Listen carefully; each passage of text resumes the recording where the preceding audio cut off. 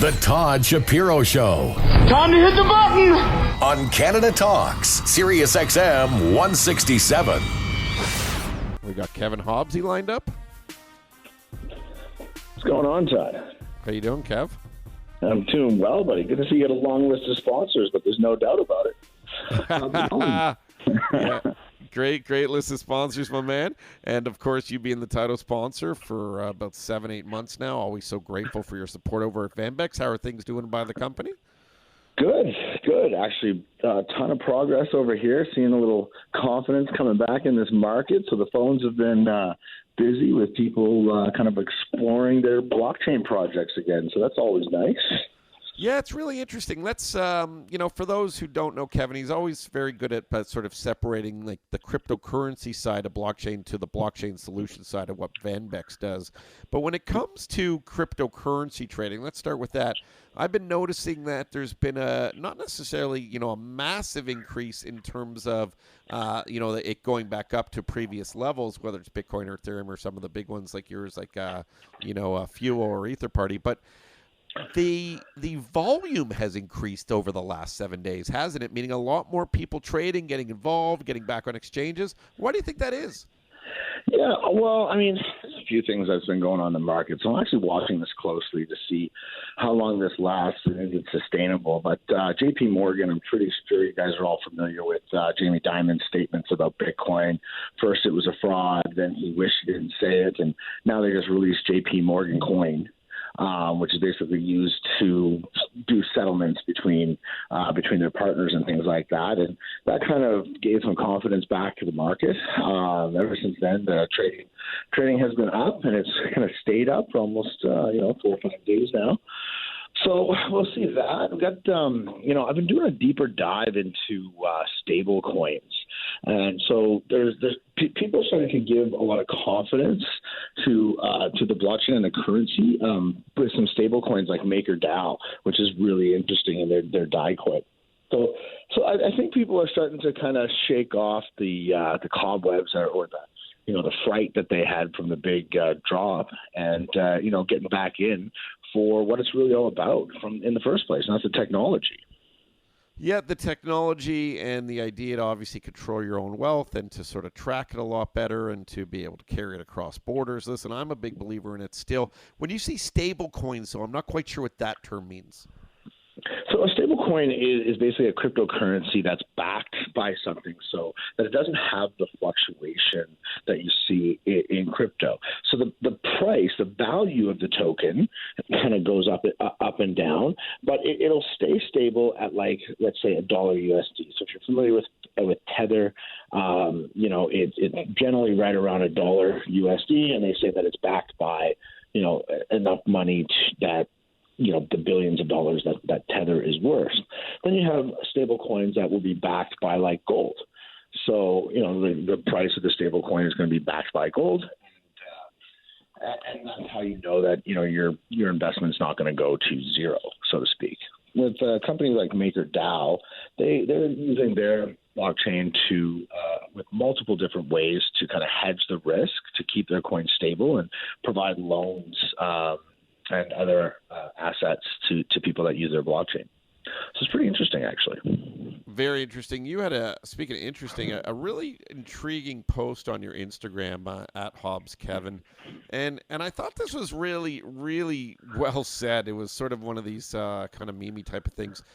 Google takes your privacy, governments take your rights, banks take your money. So let's just stop there. We all know that that's true. That's all been proven. And then it ends with a statement, blockchain and crypto gives it all back. For the layman, why don't you define that a little bit more? Because it is a very profound statement there. So, I mean, that statement basically just talks about what I've been saying for a long time. The blockchain technology gives us the ability to have our own controls and put trust in a technology or in a system where, we've kind of lost trust in. So when it comes to governments, they're not very transparent, and a lot of people feel that they're let down from the government, where blockchain, you can instill your own governance on a blockchain that is agreed to by the people who are using it, using a consensus mechanism, and it's fair. It can never be kind of manipulated in one way based on a very simple consensus mechanism. Well, I shouldn't say simple. The banks take your money. They charge you exorbitant fees for things. So here's a perfect example that I've experienced recently. Anybody who's ever done a wire transfer, like a SWIFT payment somewhere, yep. they used to charge me like $17 to $25 to do a transfer. Ever since blockchain kind of started affecting the transfers of money, to send those same wires now cost me $80 for the same wires. So, and they're not doing anything different. The cost is pennies to the bank to do this, but yet they jack up the fees because they're losing money in other places. Where blockchain technology, it's not about making money, it's about saving money and making processes more efficient in a lot of different ways. And you can see the charges. You know how much it costs to send a Bitcoin from me to you, and the transaction fee. It's very transparent. So it gives you that kind of trust back, and it gives you the ownership to control your own wealth, to control your own identity, to control your own governance. Not everybody wants to control their own wealth because they can't be trusted with a password, but most of us and the new generations do. Well, the wire fees is one that hits home with me. I'm fortunate enough right now to be building a cottage, so I'm wiring a lot of trades my money. And I've gotten to the point now where I build that in. I say to them, if you want to get a check, I'll mail it out. It might take 7 to 10 days just because it's got to go a few hours north of the city here. But if you want it wired, you got to pay because for me, it's like also between $50 to $80 or something. Like I now charge that back to people if they want it that immediately. Why should I be paying that? Yeah. It's true. And I mean, to be honest, why should the banks be charging that? Oh, it's insane. They make so much money quarter after quarter after quarter. And it really is. That's why that statement really hit home when I saw it on your Instagram, especially the one where you said Google takes your privacy. There was a story that just came out yesterday. Google's got the Nest, which is sort of a home security camera. And they had a built-in microphone in the Nest, and they never even let people know that there was a microphone. We all know there's one in Alexa. Everyone knows that. But with Nest, people just thought it was a camera. The entire time, they could take your privacy by hearing your conversations, and then they just kind of claimed, oh, well, you know what? It was never supposed to be a secret big deal. It really is amazing. Does that stuff frighten you, like the Alexas and the Nests and all this kind of stuff where we're actively giving information to all these different companies? Yeah, and then they use that information and sell it. You don't own your own image or your own thoughts anymore. It's owned by social media that we put it out there on, or the Googles where we enter things in a search engine. I mean, Samsung did the same thing with their TVs. A good example about taking your privacy back with blockchain technology. And I'll use the music industry as an example for this. So when Napster came about, it basically toppled all the record stores, Tower Records. There's no more Blockbusters, anything like that, because people were able to share and transfer music for free between each other. Now, he got sued, but what he did is he showed basically a better way to do this. Now, that took kind of the ownership and the ability to share music by artists or by the industry who owned it and make those profits. So it kind of took that away from them. Blockchain technology has the ability to give that ownership back to the musician or the artists or the people to basically control who watches it, at what price, to give permission and take permission away based on the content that they create and they own. So they actually get to own their IP, where, in today's world, we don't own our IP. That tweet that I put out, I don't own that. Twitter can use that and share it as much as they want. I'll tell you, intellectual property is something that means a ton to me, especially having been a creative guy most of my whole entire life. And, you just give up your thoughts or your actions. And, for me, it was always on a radio platform. And then they just kind of can be used by that, at least on my old job. I didn't structure it where that, it could be used by them forever. And you forget about your own intellectual property. And, many artists, like you said, musicians or people who create things. The other thing that surprises me is, and, I'll use the example, came up a couple of years ago, was the Instagram star, he calls himself the Fat Jewish. Have you seen this guy? You know this guy, the Fat Jew? No. Anyway, so he's the guy's got like something like 10 or Bilal, look up how many Instagram followers he have. I would say about 50 million followers. And essentially what he did is, and this is all proven, documented stuff, is he would just take other people's work and post it on his Instagram, and he would just like, nail it with sort of topical events, anything going on, but other people creating memes or other people's great little videos and just sharing them without really giving credit at all where credit was due. Now, I think since he's been called out on it, he's changed his way, but that sort of surprises me in this day and age. And it's not to say I don't do it, because once in a while I'll go on YouTube and pull off an old clip of, say, Dougie Gilmour scoring a goal, and it looks cool, and it's just like, remember this Leaf moment, but without really giving credit to the CBC camera that might have shot it that day. And that's I do find that very interesting within social media, that anyone can take any little clip, and it doesn't matter where it came from, and just sort of own it as if it's their own for the views. And what you're saying, though, is the blockchain can reconcile this and keep that ownership in the person who's created its hands. Yeah, it can. I mean, it's basically essentially digital rights management, right? So the blockchain will allow us, and actually I'm working on a project right now called Mogul that instills digital rights management in its platform, where you can own the content that you create, you can share it with whoever you choose to share it. So there's permissions, and if someone violates the governance around the sharing features of it, you can take away their permission to access that content. You can charge for it however you want, but you own that content, or I should say the creator of that content owns it, and can then set rules in smart contracts about how it can be shared, who can see it, who can't see it, and pretty much limitless for that. And then they can also add or take away controls as time goes on. And I think what's really fascinating about that project you're working on, Mogul, is the fact that that's just sort of the way it was done back in up until the internet, where if someone wanted to use a TV right, a sports clip, say it was even one of the big sports networks, and they had to get it, say, from MSG Network, they would have to pay or have some sort of agreement to use those rights to show those clips. And I think people don't realize that within social media, this new free-for-all, people just taking everything at will. And that's not the way it's supposed to be. And until someone earns a living, I think, based on their own actual intellectual property and not milking everybody else's, they'll finally understand one day that it sucks to have your stuff taken from you. Yeah. It's like stealing property of the mind. Well, really, and the mind now is just like this, thing online. Hey, let's move on to some fun stuff here. Kevin Hobbs from Vanbex, one of my favorite dudes of all time. Massive basketball fan. Hey, big game tomorrow night, or tonight. Is it tonight or tomorrow night now? Friday. It's tomorrow night. The Raps playing the San Antonio Spurs and DeMar DeRozan's first visit back to Toronto. What's going through his head, do you think?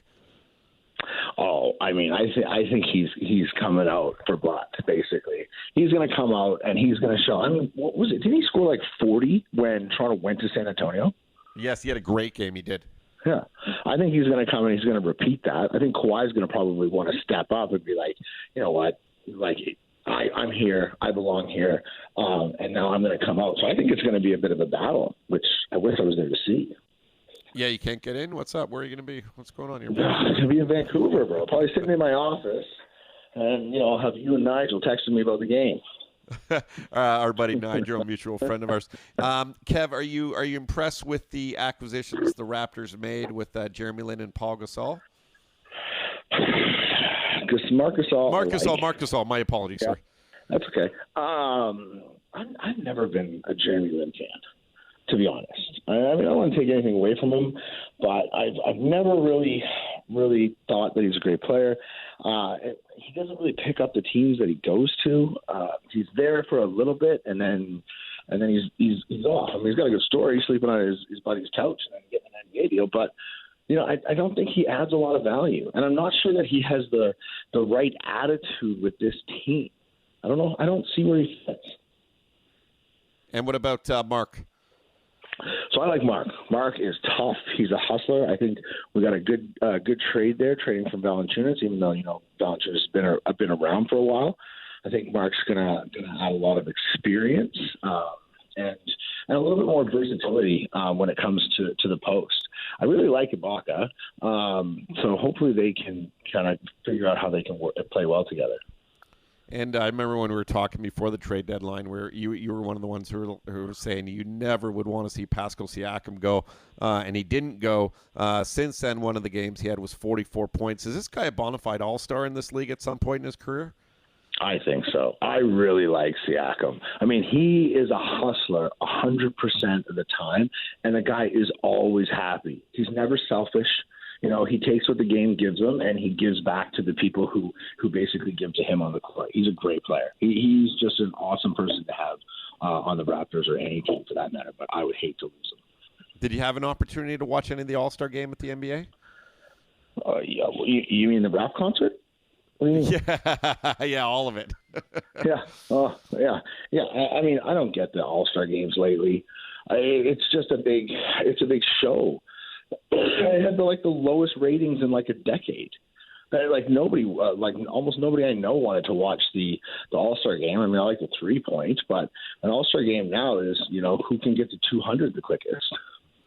Yeah, it's interesting. I kind of like it. I don't know why, and maybe it's because I compare it to the NHLs that I don't like at all, and I just think that the NBA does everything better than the NHL does, to the point where the NHL is limiting its growth outside of Canada based on the fact that they don't put a little glitz and glamour into the game. They don't highlight the stars like the NBA does. And listen, I kind of take it for what it's worth. There was a little bit of defense there in the fourth quarter. Didn't mind some of the showboating. That, the bounce pass from Steph Curry was insane. Just to see the players from the West and the East who you wouldn't think normally play together. I like the way they mix that up too. I think it is what it is. But I guess what I want to ask you is, do you feel that the NBA, like I do at least, highlights their stars far better than the NHL? Well, yeah, I think that the NBA knows how to basically market this day and age. They had a downturn a few years back when they just started taking people out of high school, and they were all dunkers, and they lost the kind of the actual skill part of the game. And then they realized really quickly that people love to see players hitting 3-pointers, right, and having high-scoring games. And they got that back. And then they realized, these people are people that people want to hear about, talk about. The NBA was the first league to enlist technology of virtual reality. Sacramento Kings, they accept Bitcoin for ticket sales. Like they're a forward-thinking industry, and I think that they're doing a great job just kind of talking to their audience base. And it's a way different base than hockey is. Right, so like in Toronto alone, hockey's more corporate, basketball is more family, and that's just what it is. And the NBA, they tailored to that really well. Kevin Hobbs joins us from Vanbex. Is there a correlation? I never thought about this, between blockchain and sports and big sports leagues.